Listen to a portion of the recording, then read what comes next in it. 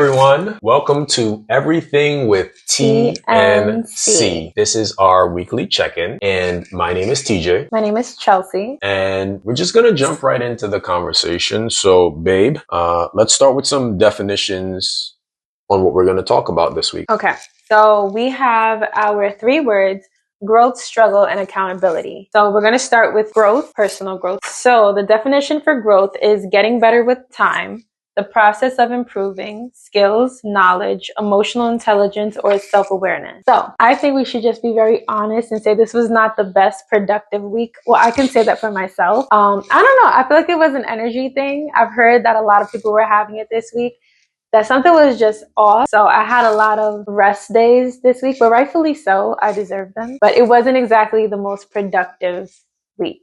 But anyways, okay. How did you grow this week, babe? All right. So growth this week. Happy Thanksgiving, by the way, to everyone. Yes. Happy Thanksgiving to everyone and your families. Hopefully you got a chance to connect and spend some time with those that you are thankful for. And also we're able to take a moment just to reflect on all the things in your life that you can be thankful for as you place the cookies in front of our tea. Personal growth for me this week, we had a conversation after a mini argument. And one of the things that I implemented this time around was I sat down with you and prayed before talking about the topic. We spoke about it. Yeah. And even though, we had to share different thoughts and opinions, at the end, we were able to come to an understanding, and then we closed the conversation with prayer. And it's the first time we've done it, and it worked pretty well. So I would like to think that is something or an area that I grew this week. Yeah, I feel like the praying, it helped, one, remind you that your partner is not trying to attack you. It made it feel more safe. Usually when we're about to talk about an argument, I'm ready. I'm just like, all right, I'm putting on the gloves. We're about to fight this out. But then I'm like, you know what? He prayed. He cares about me, cares about this relationship. And then even ending it with prayer, it was just a nice wrap up as well. We love each other. And God loves us. Yes. How did you grow this week? I didn't do it as much. I just kind of started doing it. Was the affirming you positively. And you've been doing the same as well. And there's multiple reasons as to why you should affirm your partner positively, or just affirm people in general positively. Meaning, for example, babe, you're beautiful. Babe, you're strong. Babe, you're amazing. Babe, you're talented. So that's examples of positively affirming your partner. For me, though, what I really like about it, when I get annoyed or angry, say if you're upset, I can just say, babe, you're happy. Babe, you're super loving. And then it registers to you what I want from you without me having to be like, why you look like that? You kind of get it. It's like, oh, she wants me to be this way. But also, it's also a compliment to you. And it's like, well, I want her to compliment me. And I want her to think I am being beautiful and happy and energetic. So you get what I'm saying? I get it. And it's nice hearing from your person or someone that you love and care about positive words in moments, because when your mind tends to go negative, your mind tends to go doubtful, your mind tends to go into argument state, hearing something positive being reinforced, it just shifts your whole mindset and allows you to think, I am happy. I am in a good mood. So even if this is annoying me or this is getting me frustrated, I now feel more inclined to be happy and move forward. And even something as silly as if I'm being messy, I don't want to make the bed. And then you're like, babe, you love making the bed. You love being a clean person. I have not done that yet, but I'm going to try that this week. But I think that's just something great that people should start incorporating more. How else have you grown this week? I became a fiance. She said yes, y'all. She actually said yes.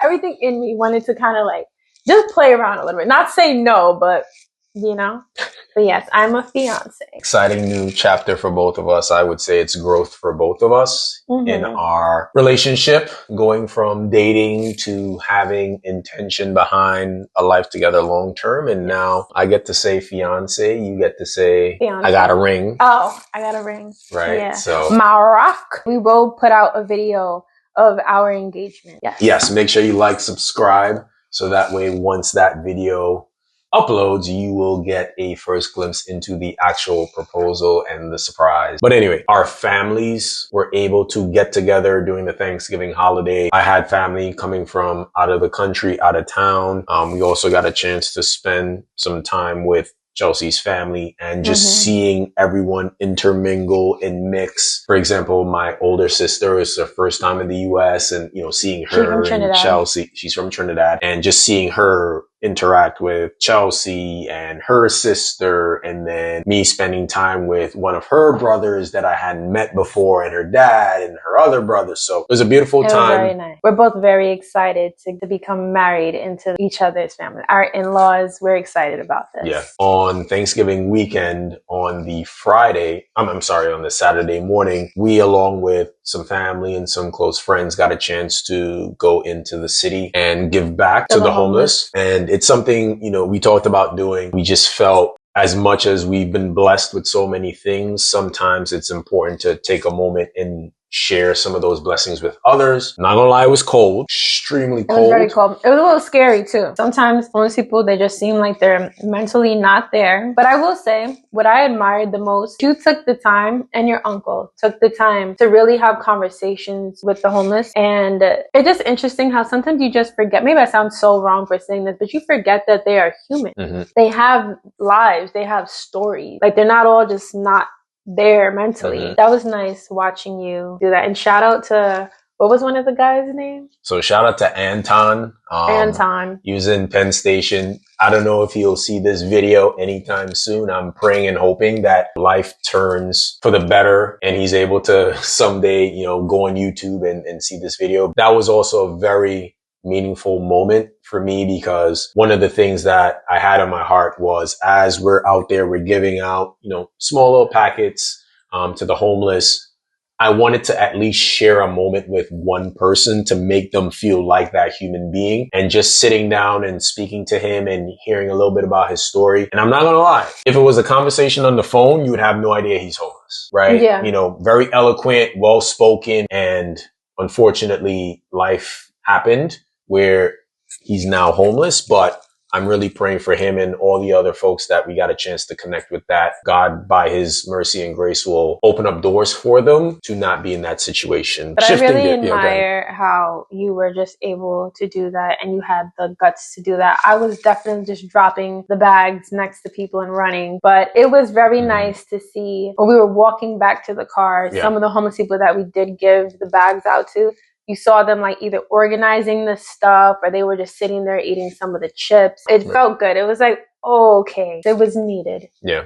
So encourage anyone, treat them as human beings, because we're all one circumstance or decision or situation away from being in their shoes. You know, just keep that in mind. Something we also learned, if you have Ziploc bags and you want to pack any snacks or water bottles, anything like that, besides just giving them actual cash, you can make like little Ziploc bags, keep it in your car. If you have a car, just keep it in your car. Because a lot of times homeless people will walk up to you, and if you want to give back, you have the Ziploc bag right there, and you could just give it to them. So growth this week. I can also talk about how I prayed. This sounds so funny because we've been together for so long, but I prayed for you for the first time without you asking me to, and in person. It was not out loud. That's the only thing. It was not out loud, but we had woke up and I just decided, you know what? I want to pray for my man, which is crazy because this was the morning of the proposal. I had no idea. Right. That's not why I proposed, by the way. It was already planned, but it just so happened it worked out. Yeah, it just so happened. So we just woke up and I was just like, you know, I'm just going to put my hand on his head and just pray for him. That was growth. Thank you for that. I felt it midway sleeping, but it was a beautiful moment. So thank you for that. You're welcome, baby. I did this a little bit this week. Like I said, this was not a very productive week whatsoever because it was just, you know, Thanksgiving, Black Friday, family, and then recovery days. But I did try to set alarms. Exactly what I think I said this in the first week that I was going to try to do that. I did it yesterday and I did it today. Setting alarms for different tasks that I have to do so that way I can do more in a day. Also, something that I just learned yesterday that works really well for me, especially when you're coming out of a slow time, is the low-hanging fruit. So is that the right term you use? Low-hanging fruit. Yep. Okay. So simple things that you can do. Yes. Cross off your list. I got up. What's something I could do? I'm gonna make the bed. That's not really, I don't have to think about that. And I realized I do enjoy cleaning. So I was like, okay, I made the bed. I made the bed. What can I do to like get myself motivated and just start checking boxes to at least trick myself into being like, you're being super productive today. What else can we do? What else can we do? I started cleaning the kitchen, and then I cleaned the living room, then the dining room, then I went upstairs, kept cleaning. And then I got back into my mojo, and now I just feel like really motivated and ready to do stuff. So low hanging fruit. If you're in a funk, do the most simplest things that you can possibly just see. Because there's something about cleaning that I realized. If something's dirty, you take a napkin, like there's a spill right here, and I take a napkin and I wipe that spill. That's like instant satisfaction. I think that also helps with people with ADHD. It's not a thing that I have it, but I may have it. But that instant gratification, like, it makes you just want to keep going. Like, oh, I did that. Check. Ooh, now what's the next thing I could do? Check. Now that we talked about growth, we're going to talk about our struggles this week. Definition for struggle is a difficult or strenuous effort to overcome challenges or achieve a goal. The definition that I like for struggle is dealing with an opposing force. Like I said, that we positively affirmed each other. I was a culprit of negatively affirming my man, my fiance, which is very wrong of me. We got into a little mini argument. I was kind of saying, well, you're never going to change, so what's the point? You're never going to do this. You're never going to... Right there, that is the worst thing you can do to your partner, to your relationship, and to yourself. You're just putting it out there that nothing will change. And that just negatively affects everybody. How did that make you feel? I understand sometimes that when things happen, you're triggered and the tendency is to react, but it's really about taking a moment to respond. So when something happens, if it might tick you off, get you upset, try to respond and not react. Because usually when you react, you think back later on and you second guess why you did that in the first place. Now, hearing your person or your partner say something like, well, you've been struggling with this and you're probably not going to get over it, or, not really speaking affirmations into your ability to change or grow, it hurts. Pay attention to what you say to your person or anyone. What you say has power and influence. The more positively you speak into situations and into people, the more encouragement you can give them, the more motivation you can give them, versus speaking negatively from a it can't happen mindset. It can really discourage a person. I do appreciate even you sharing and being vulnerable to speak on that struggle that you had this week. You had a struggle this week about being controlling. So we were out, we were buying some hot chocolate and coffee, and I was trying to place the orders. Chelsea was trying to let me know how many of each order. And rather than taking a moment to listen, I wanted to take charge of the situation and place the order. Had us looking crazy in front of our family members arguing. Well, it wasn't a full-blown argument. It wasn't a full-blown argument. Yeah. It was a back and forth. Yeah, it was a little back and forth. And honestly, I had to apologize to her because there's no reason I should be putting her... Sorry. There's no reason I should be putting her in a situation to have to be defending, trying to help me. It was a moment where I had to acknowledge that, yes, I do tend to want to take charge. And sometimes I just have to take a step back, listen, understand what's happening in the moment, see where you're coming from, see what you're trying to explain to me. And you may have a better option or be able to bring clarity to a situation versus me trying to figure it out on my own. That is something that I have struggled with in the past, and it's something that I'm going to continue to work towards. One thing that you've helped me with is really just giving the feedback. And I think that's super important. You don't watch someone struggle in an area and not say anything. And we even talked this week about being more intentional about vocalizing when we see others that we care and we love struggling in certain areas. Oh yeah, and like trying calling to hold them out on their crap. Well, we're doing it with love, but yeah. Honestly, essentially, yeah. But honestly, a lot of times we get so used to saying things like, well, that's just how they are. That's just who they are. It is what They'll it never is. change. They'll never change. But if we truly have a mindset that our words have power and we can influence the ones that are around us, I think it makes sense to identify areas that we can help with love and give feedback with love. It just popped into my head. We are also learning this is more of a safe space between the two of us, because we have been through a lot in the last 3 years. A lot of times we were like each other's enemy. And it's like, this was not a safe space. I didn't feel comfortable opening up to you or telling you certain things, because sometimes it was like, is this manipulation? Is this love? Is this pure? We are still learning, and not learning it, but just accepting it and being more free with it, that this is a very safe space where we can talk to each other about, hey, look, you did this wrong. And I don't have to worry about you spazzing on me, because you know what my intent is. This love is pure. It's real. Like, we only want what's best for each other. Right. You know, and sometimes I feel like that's a thing for relationships, where there's like an underlying fear, because people go through a lot of trauma, they go through a lot of pain, and just, you're not sure, is this person gonna do the same? Just to add to that, forgiveness and grace comes into play, and that's something that we've had to grow in both those areas. Forgiveness in terms of understanding what has happened in different moments, in different stages of the relationship, and being able to forgive the other person and moving beyond some of the situations, but then also having that grace piece to understand that we are all working towards being better, and having that patience where, okay, you might still be struggling with this, you might still be struggling with that. How can we help each other? Okay, so back to the struggles. Well, I feel like this is more about me, the staying focused and easily distracted. You know what I just realized? You don't be having no real struggles like that. You just my struggles be simple. His struggles be real simple. It's just funny, because like, he's like the master of like DIYs, and people call him for advice on how to fix stuff. Like, he just so together. Like, you really don't be struggling. But well, the thing is, I have good support, right? Yes. And I'm able to be in situations and spaces where I can focus on what I can do and what I'm good at. I have to give you credit for creating that environment, so that way the things that I do struggle with, you help me by taking care of it. Oh, thank you. Yeah. Okay. So staying focused and being easily distracted. That's a struggle, probably a struggle I'm going to always have. No, you're not. That's negative affirmation. So you will be better.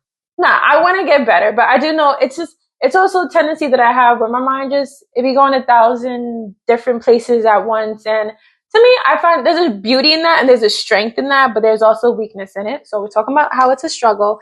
And like I said, my off days were mostly because my brain was just going too many different places. The organization of what I had to do was just not there. So if I'm not organized, I don't have a clear as day list, then my brain, it's just like, bleh. Yeah, and then I become easily distracted. But like I said, it's the small wins. Yeah, the low-hanging fruit. I'm telling you guys, anybody dealing with attention disorders or ADHD, I don't know if I have it. I think I do. But no, you don't.